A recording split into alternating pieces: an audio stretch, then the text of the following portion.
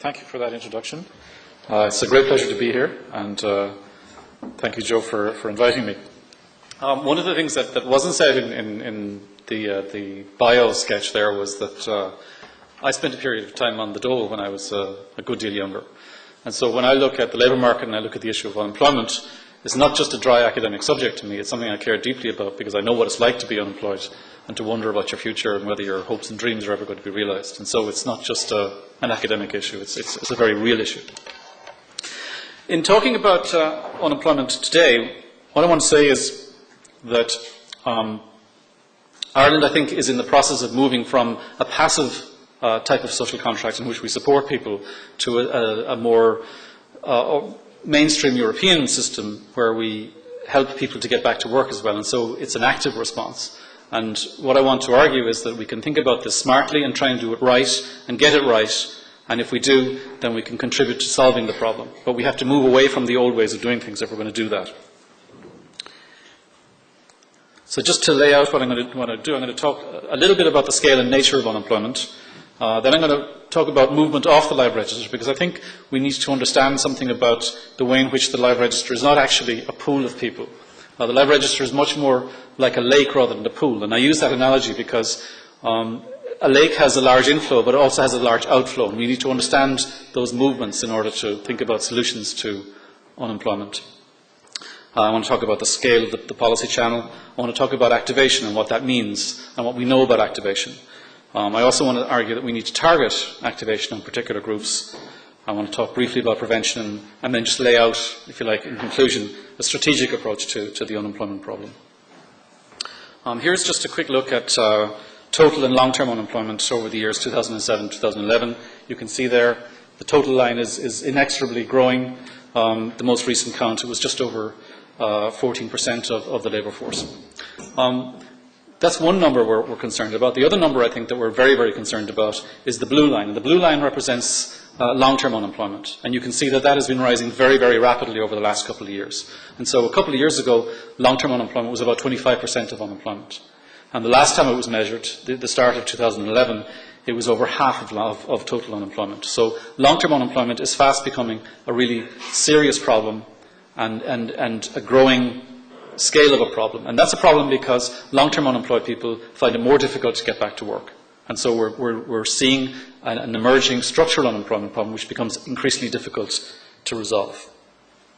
This is just a quick picture of who's unemployed, and you can see that in 2011 unemployment is very much a male problem. So 200,000 males unemployed compared to less than 100,000 females.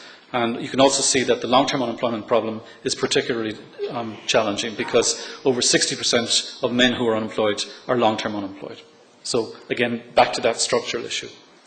So a quick look at who's unemployed by age group. And you can see that there's a large chunk of men there in the ages between 25 and 45. If you like, prime age men make up a very large proportion of unemployed. There's another way of looking at it, that's in terms of risk, or the unemployment rate. And there you can see that young people are hit particularly hard.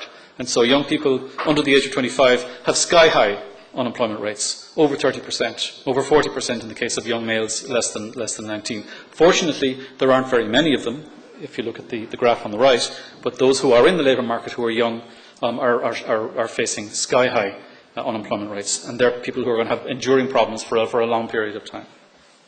This is a quick look at the educational composition of unemployment, trying to address that question of who's unemployed.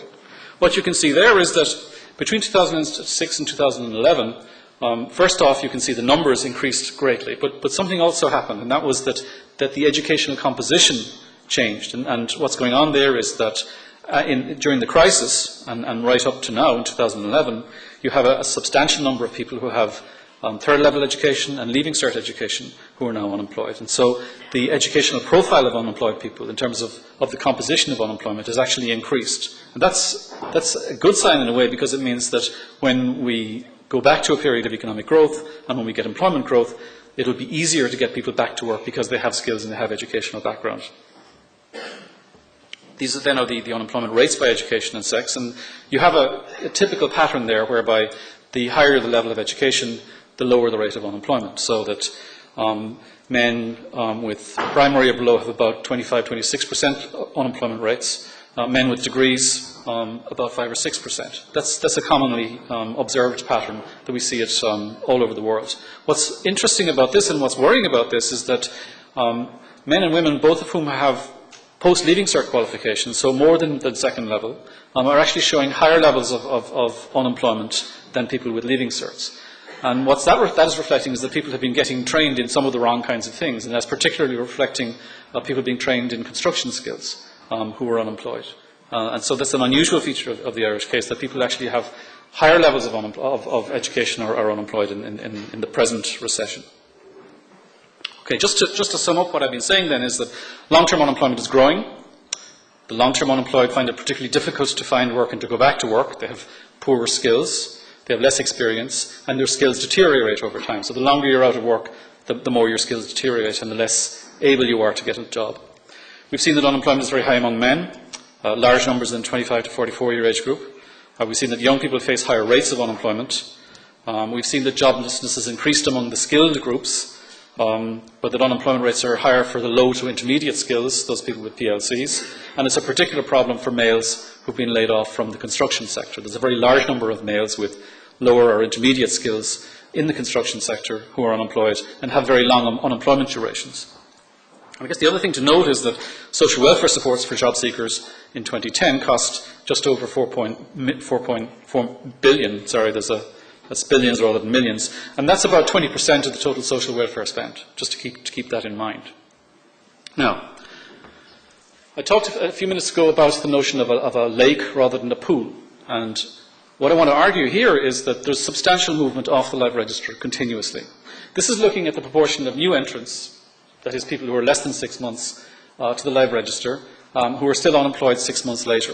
And what that's telling us is that about 40% of people remain on the live register after 6 months or more than 6 months. And that means that about 60% of people are moving off the live register. Now, they're moving off to do various things. Many of them are moving on to jobs, other jobs, and others are going into education and so on. But the point is that there's substantial movement out of the live register. It's not a pool, it's a lake. That's the good news. But that good news also comes with bad news, because over the course of the recession, what's happened is that people who are already long-term unemployed, say people who already have 1 or 2 years of unemployment, have very, very high survival rates. They don't escape. And so I guess the most worrying would be people who were already 2 years unemployed back in 2007, 70% of them were still unemployed a year later. When we get to the current period, 90% of them are still unemployed. And so what's happening is that as the recession deepens, people who are already long-term unemployed, almost all of them are staying unemployed. So they're static if you're already long-term unemployed. So one of the challenges for policymakers is to prevent people from getting into those situations in the first place, because what's been happening is that if they get into long-term unemployment, they don't escape. So what we're seeing then is that there's substantial movement off the live register. Those with short unemployment spells escape quickly because they have higher levels of education and better labour market experience. But the retention of the long and the very long-term unemployed has increased in recent years. And of course, this could undermine employment recovery when it does come. And because of that, unemployment, and particularly long-term unemployment, could persist for a very long time.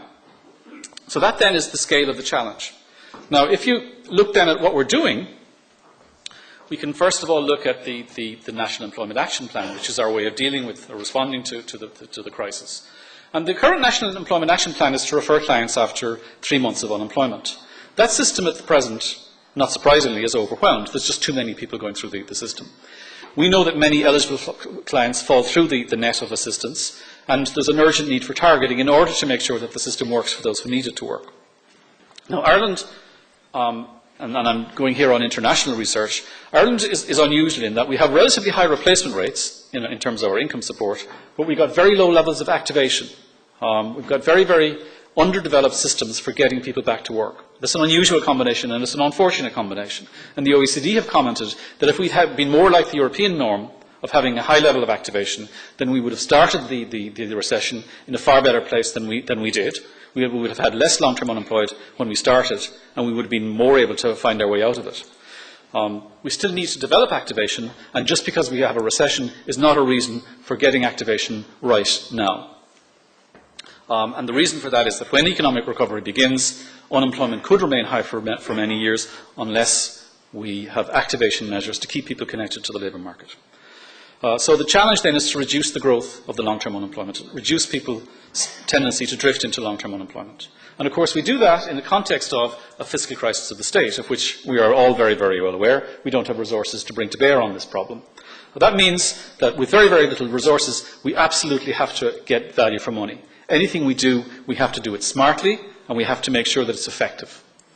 So we need targeted and effective education, training and employment programs that achieve value for money. So switching from passive support to active support, and when you're actively supporting people, you're doing smart things, you're doing things that work, that help them to get back to work.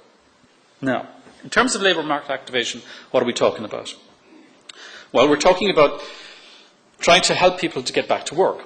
And underlying the notion of labour market activation, there's a notion of a mutual obligation, and the mutual obligation is a deal. It's an extended form of the social contract. It says we want to push active job search, we want to encourage people to improve their employability by increasing their skills in exchange for providing them with income support with benefit payments. Now, this is not uncontroversial because it's effectively changing the nature of the social contract. And I think there are a number of principles that we have to take on board if we're going to change the nature of the social contract. And just to list a few that I think are important, because I've only got a few minutes, I think the first principle is that we should assume that most job seekers want to work. And so we're not about policing people or tricking people. The assumption is that most job seekers, in most situations, do want to get jobs. Second, I think we need to acknowledge that in this country, mass unemployment is a consequence of economic mismanagement. And I think you've probably all heard plenty about economic mismanagement over the course of this week. This is part of the consequence, and one of the most serious consequences of economic mismanagement. So you've got large numbers of people who are unemployed through no fault of their own and never expected to be unemployed. The third thing that we absolutely have to ensure is that if we are requiring people to participate in programs to get back to work, we have to make sure that the programs themselves are effective.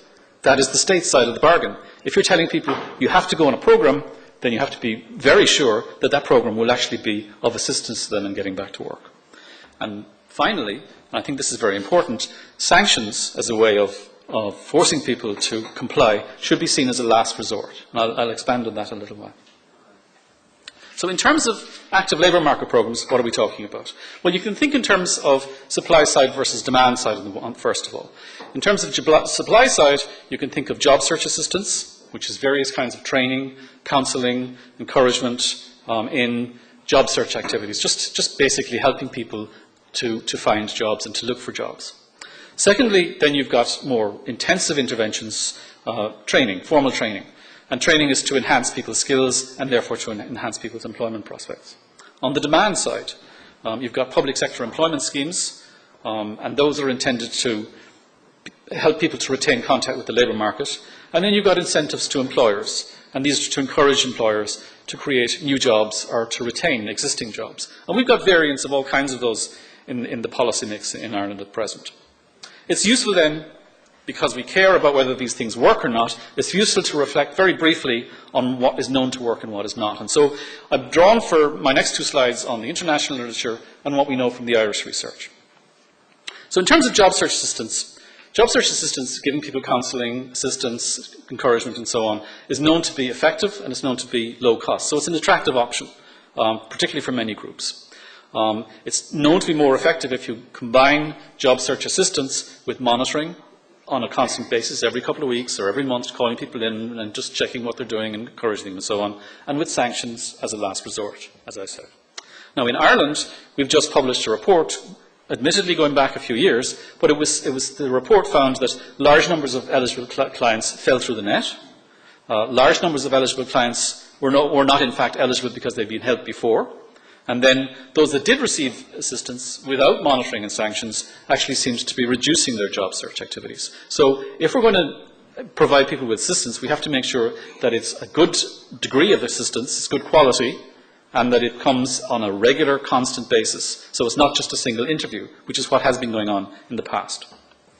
In terms of formal training, the evidence internationally is quite inconclusive about whether it helps people to get back to work or not.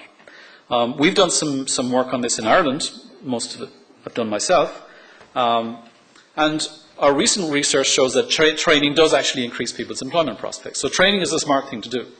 Older research shows that particular kinds of training, particularly in specific skills, with strong linkages to the labour market, have the strongest effect in terms of enhancing people's employment prospects. So those are the kinds of things that we should be investing in. On the demand side, in terms of subsidies, the international evidence says that some kinds of employment schemes do help, particularly long-term unemployed people. We know that in terms of self-employment and subsidies to self-employment, there tends to be high deadweight. So lots of people who start businesses would have done so anyway with aid from the state. And they tend to displace other people in businesses. So in other words, if you give somebody a grant to set up a bicycle repair shop in one part of the city, they may actually put somebody else out of business in another part of the city. So you have to be careful how you use them. In Ireland, research that we did at the ESRI in the 1990s showed that subsidising jobs in private sector jobs, that's in real jobs in the real economy, did actually, again, enhance people's employment prospects. So staying close to the market does seem to help people in terms of what works. Public sector job creation internationally has been found to have very, very little effect. This is creating jobs in the public sector for people. Community employment would be the prime example of this kind of scheme in the Irish case. We've done a good deal of work on that, and there's been no evidence that community employment increases the employment prospects of its participants. It may do lots of good work for communities around the country, but it doesn't enhance the employment prospects of their participants. And we've looked at recent evidence that suggests that having participated in a community employment scheme actually leads to longer spells of unemployment rather than shorter spells of unemployment. And that's consistent with the international research. So that's the kind of thing that we should not be investing in because it doesn't work. But we're spending large amounts of money at the moment on precisely those kind of schemes. So I will be arguing for shifting resources away from those and into programs that work. I'm going to skip this because I think we're running short of time. I want to make a general argument that prevention is better than cure. So that you're much better off preventing people from becoming unemployed and then preventing people from becoming long-term unemployed than to deal with the consequences of various policy failures in the past. So if prevention is better than cure, then there's a couple of things that we can do, and some of them that we're already doing. Retention subsidies for employed workers. So in companies where there's a possibility of providing people with subsidies, or companies with subsidies to hang on to staff if there's a temporary downturn, makes a good deal of sense. And that's been done a lot in the European countries to great success. Germany is a particularly good example. And in those contexts, often there's a training component that goes with the wage subsidy, so that when a company is experiencing a temporary interruption in demand, it provides more training for workers, and the state steps in to help subsidise so that the jobs are still there. Those kinds of schemes should be temporary and carefully monitored, particularly if you've got a shortage of resources. Second preventive measure is the whole issue of early school leavers. We know that poorly qualified school leavers are at a very high risk of unemployment. So that, for example, school leavers who left in the middle of the 1990s, even during the boom, their unemployment rates were over 45%, and their situation has deteriorated since. So preventing early school leaving is still an absolute policy priority, and it's much better to catch them before they leave school rather than wait until they become unemployed. So we need to strengthen our efforts to prevent early school leaving, and we need to deliver effective education and training to those who have already left school. And then there's the idea of internships for graduates and for others, and we've seen policy progress on that as well. Training combined with employment experience is probably the best way forward. It would be better if it could be done with private sector sponsorship. In fact, it really requires private sector sponsorship. But we should recognise that if it's for graduates, it tends to help those who are already advantaged in the labour market. So, just to conclude then, in terms of developing a strategic approach, I think first and foremost, the strategy has to be to prevent the growth in long-term unemployment. We have to ensure that people are able and prepared to take advantage of the recovery. We need to make sure that they stay engaged with the labour market. We need to ensure that they increase their skills in order to prevent the drift into long-term unemployment. Because if long-term unemployment continues to grow inexorably, then it just simply becomes much more difficult to get people back to work when the recovery, which will come when it does come. Targeting. We need to provide those active labour market programmes for the more disadvantaged, because we know that people who are advantaged in the labour market, the ones who are short-term unemployed, are much more likely to be able to find their own way out. So we need to target our scarce resources on the people who are going to find it hardest to find jobs. We need to implement preventive strategies where possible, so we need to expand those retention subsidies, we need to deal with early school leaving, and we need to provide graduate internships. And I can see that there's progress in terms of policy on that one. And then in terms of institutions, in terms of state policies and how we organise to achieve this, the first thing we need to do is to integrate benefit and placement administration. You've got to combine income support and activation in the same agency. And there's progress on that. I think the Minister may tell you more about it, but already there's an integration between false placement services and the income support services in the Department of Social Protection. So that's underway, and our understanding is that that's happening slowly, but it is happening. And so by the end of the year, that's supposed to be a fully worked out service. We need to ensure that client-centred services, that services are client-centred. The difference between them is, if I'm unemployed, I want someone to act as a broker for me. So I want someone who's already advising me in terms of job search and so on to say, okay, Philip O'Connell needs a driving licence. If he had a driving licence, he'd probably be able to get a job. And so I need someone to go out and help me to get that driving licence. I don't want to be in a situation where I, as a supplicant, go to a FOSS or a SOLAS office and say, can you give me some training? And they say, yes, you can go for training on this. And the problem with the provider-driven service that we've had for very many years in this country is that people have been told what they can have rather than people finding out what they need and giving it to them. And so it's client-centred rather than provider-driven. And what that really means is that whoever's running the job search advice system, which is now in the Department of Social Protection, should also have a good deal of influence over who gets trained and what kind of training they get. And then finally, we have to ensure that we're getting value for money, because again, the state is broke. We have to make sure that whatever we're investing in terms of solving this unemployment problem is actually investing in programs that actually do enhance the employment prospects of the participants. And for that, we need more intelligence. We need to do more research, more monitoring to maintain up-to-date information on what works and what doesn't work. That's my lot. Thank you very much.